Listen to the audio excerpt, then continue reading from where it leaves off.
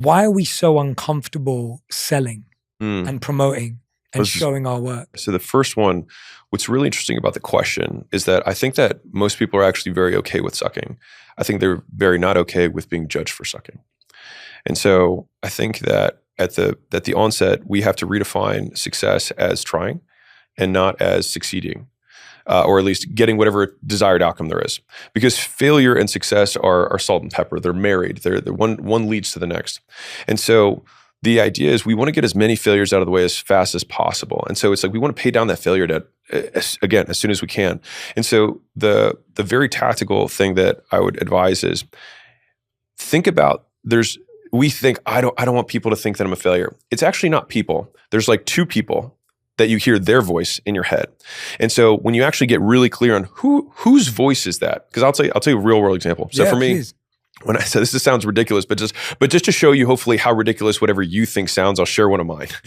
So when I was thinking about selling my company, the offer was for $46.2 million, and I was afraid that it wasn't enough to impress the people that I wanted to impress. And I had to figure that out. I was like, I don't know. I mean, is it worth it? Maybe I should hold on to it longer and grow more. And I went, back and forth. And when I thought more about it, I was like, actually, there's only one person whose opinion I'm concerned about. And then when I named it, when I was like, oh, it's Tom? Tom's the and like, I'm not even that close with Tom, but Tom, my envisionment of Tom judging my exit as not good enough for their approval. I was like, wait, I'm letting Tom have this much influence over my life? That's absurd. And so one of the big reframes that I have in my head is that if you don't know why you believe what you believe, it's not your belief, it's someone else's.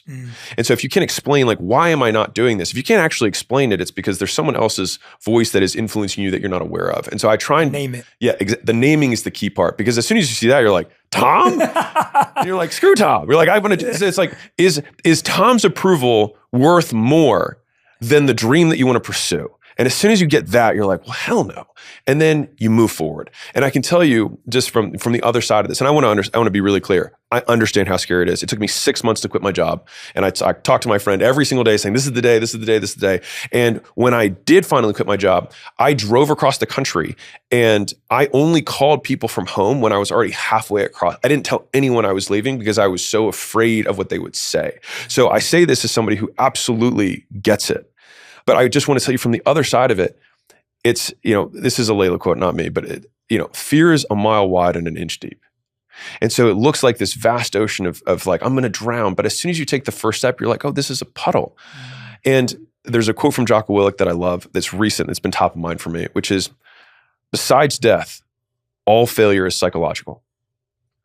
And it's just the longer you think about it, the more you're like, wait, all failure is just me drawing an arbitrary line in the sand that I say anything that does not meet the standard will force me to be upset. That's it. Yeah. And so it's like, okay, well, if I don't die, then I can keep going. Yeah. And if I don't die, then it means I can stand it. Yeah. And I think a big part of it when I'm listening to you is because it's psychological, let me know that it will happen. Yeah. So I remember when I put out my first video, which I didn't tell anyone I was going to do, I spent 2 years watching videos before I made one and put one out.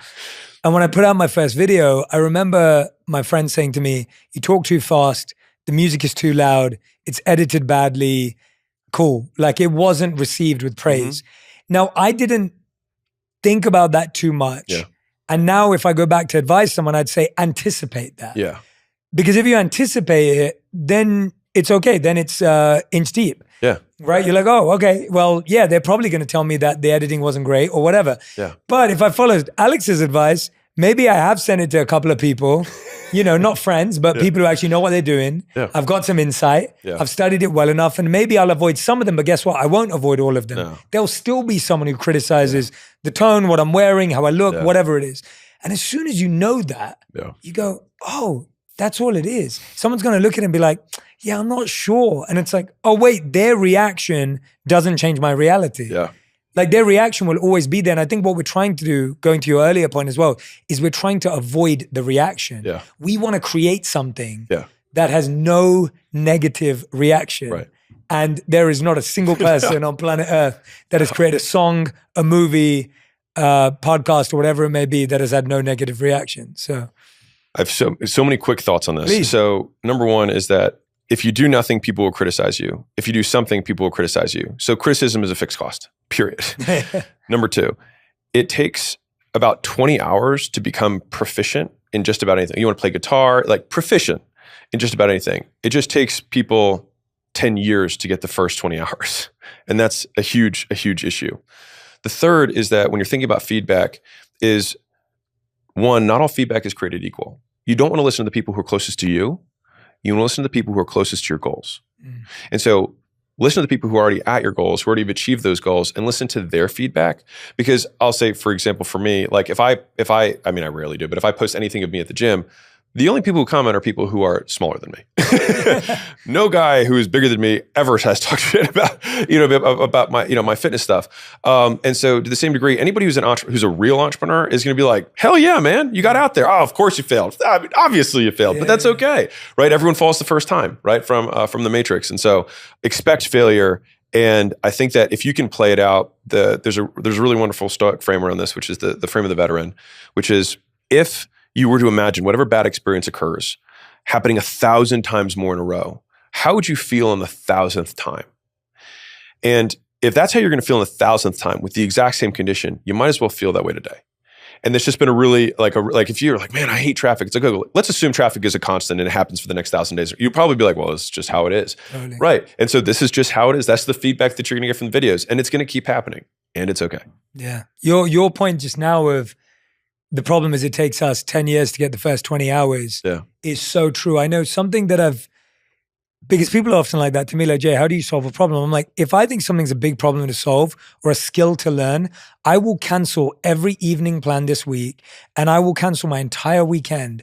And all I'm doing this weekend is figuring out that skill. I'll get a coach, I'll commit to the time, and I'll be around that community of people. Yep. Those are my 3 practices or things to develop a skill. And then this weekend is dedicated to getting good at X. And it's like, if I don't get enough hours in this weekend, the next 4 weekends are dedicated to that thing. And all of a sudden in a month, I've solved a problem that could have taken me 6 years. Oh, yeah. And so I love that piece of advice because I think it's the same advice when you give people like, hey, just try 3 things out. And then they're like, okay, I'll try 3 things out, 1 a year. Yeah. And also when you give it 12 months to try one thing out, you actually never know. Right. Whereas if you did something for a whole day, like I remember when me and my wife were in Hawaii, we both grew up in London. We never went surfing or skiing and things like this, right? We're in Hawaii, we try surfing. We do it the whole day. I knew I was never going to be a surfer and it's the last thing I want to do. And I don't care at all about surfing. It looks good, but it is not fun to do. Like I didn't enjoy the process. And I'm like, but if I went like for 30 minutes one day, then I'd be like, oh, well, maybe I just didn't do it right. Yeah. And then you're like, okay, I'll go 30 minutes next year. I'll do an hour next year. And so we just keep elongating the kind of failure rate or knowing how quickly something's important or not. I think it's getting completely immersed and just soaked in whatever the thing that you're trying to pursue. So I'll tell you a comparable story. So when I had my first business, I've never been a tech-oriented person. Now I try not to speak that over myself, but like I'm working on it. And so I have to learn how to build web pages. I hate relying on these IT guys. They're slow. They don't build it the right way. And so this is right as some of the early kind of softwares that come out. And I had put it off. And then I finally said, both days this weekend, I'm locking the doors, I'm closing the frames, I'm turning off my phone, and I just had a simple page. I said, I'm just going to copy this page. I just want to see if I can figure it out. And I set 2 full days aside, and I finished it by noon. Yeah. But I had put it off for weeks. And so most times it's almost like fear is a mile wide and an inch deep. So is ignorance. It's like, it's more than you expect, but less than you think. Yeah. Right. Yeah. You get in and then you're like, oh, there's only 4 parts to this. Okay.